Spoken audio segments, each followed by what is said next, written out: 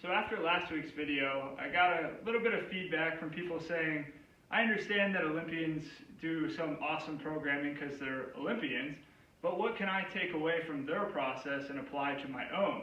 So this week we're going to talk about your Olympic pathway, what you can do on a daily, weekly, monthly, and yearly basis to get more out of your training and see more results over the course of that time. It's going to be three simple things, starting with number one is focus. This is the hardest one, that's why I put it first. You have to focus day in and day out on what you're trying to do and what you're trying to accomplish. Maybe you have an exercise program where it says you really need to focus on minimizing any rotation. If that's the goal, you need to place that high level of focus on that movement and try to minimize that rotation as best you can. There might be a reason for that. It might provide that extra value. If you complete the movement and you're just rotating all over the place, you're probably not getting the value from it and you're missing out on valuable training pieces that are going to propel you to your next level of performance.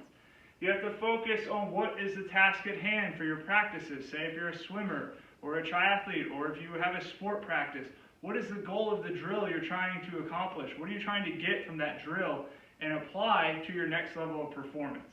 Next thing is to recover.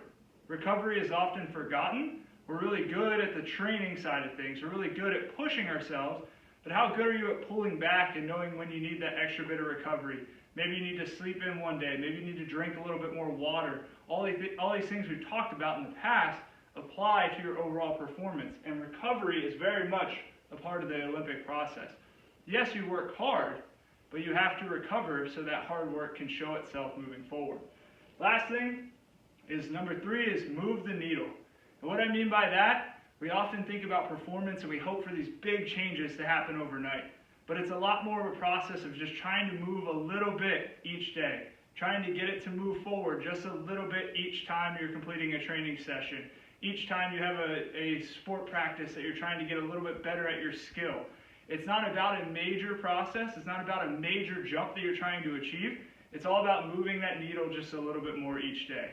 Take these three tips, apply them to your training, and you'll be much better off in achieving that Olympic pathway.